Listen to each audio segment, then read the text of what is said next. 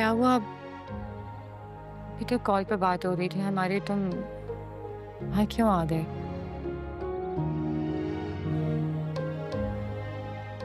भाग गया हूँ ना। अच्छा चलो।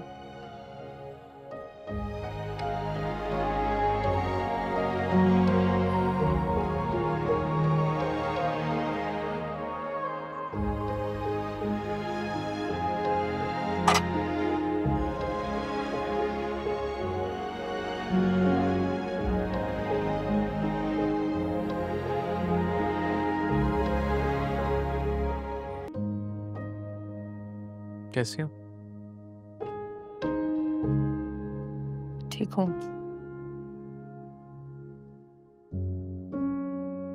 तुम कैसे हो? मानी बता रही थी तुम्हें रात काफी बुखार था। अब ठीक है? कुछ कुछ खाओगे? नहीं। आप फिर चाय पी लो, मैं बुशरा को कहती हूँ तुम्हें चाय बना दे। नहीं नहीं, मुझे भूख नहीं है। नूर, मैं तुमसे कुछ बात करना चाहता हूँ। मैं जानता हूँ हालात की वजह से मुझे मौका नहीं मिला, बट आज मैं कुछ चीज़ें तुमसे क्लियर करना चाहता हूँ। उसामा, मैं नूर प्लीज़, मुझे बोलने दो, मुझे बात करने दो। उसके बाद तुम जो कहना चाहोगी, जैसे कहना चाहोगी कह लेना, प्लीज़। ठीक है, कहो। तुम्हें याद है राशिद अंकल ने अपना घर गिरवी रखवाया था?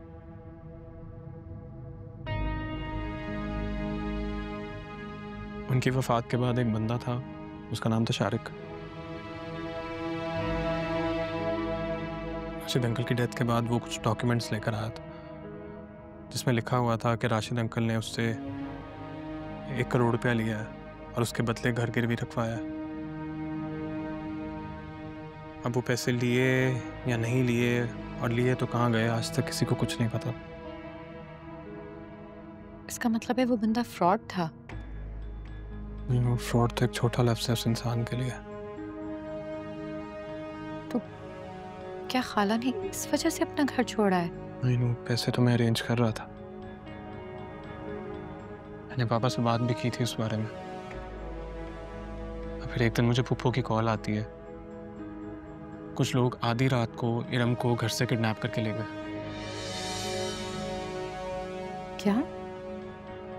हाँ नूर,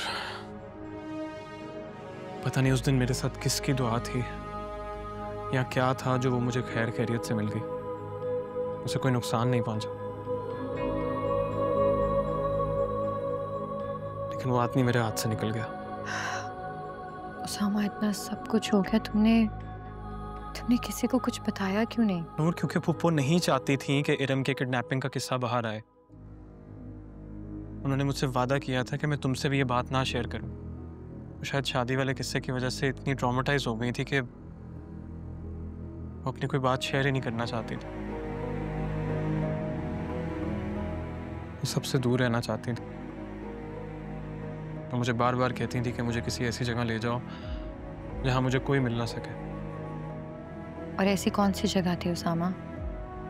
एग्जैक्टली ऐसी कोई जगह थी ही नहीं। यही मेरा कंसर्न था नूर। लेकिन फिर भी मुझे उनकी जिद माननी पड़ी, बिकॉज नूर, मैं चाहता था कि वो लोग सेफ रहें। मैं समझ सकती हूँ। आज तुम समझ सकती नूर,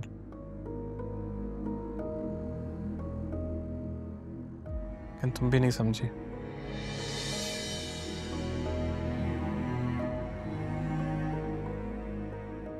मैं सिर्फ यही चाहता था कि मेरी वजह से उन दोनों को कोई नुकसान ना पहुंचे।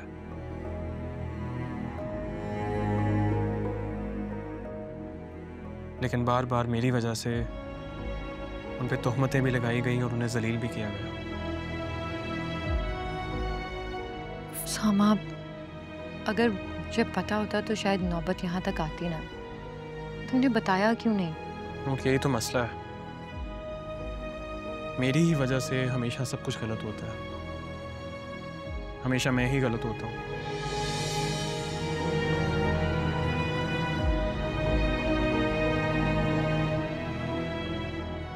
नूर, तुम जानती हो कि फुप्पू और इरम के ऊपर कोई बाप या भाई का साया नहीं है, और जिनका था वो मेरी वजह से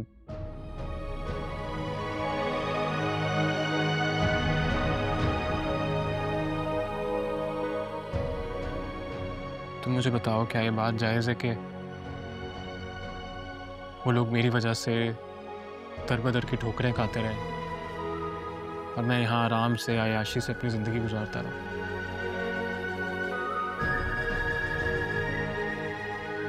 मैं सिर्फ चाहता हूँ कि तुम इस बात को समझने की कोशिश करो और मुझे इस अज़ियत से निकाल दो, नूर। सामे, मैं मानती हूँ कि इरम और खाला के साथ जो कुछ भी हुआ वो गलत है, लेकिन तुम्हें एटलीस्ट मामू को इन्वॉल्व करना चाहिए था। इस सिचुएशन को शायद बेहतर तरीके से हैंडल कर लेते।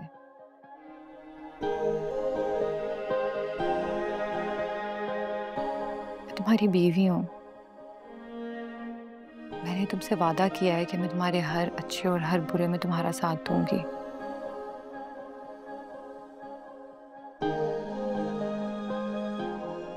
और अगर तुम्हें ये लगता है कि ये सब करके, इरम से निकाह करके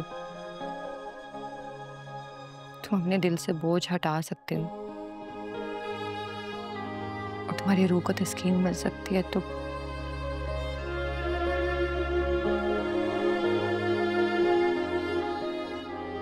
ठीक है, तुम्हारे साथ हूँ।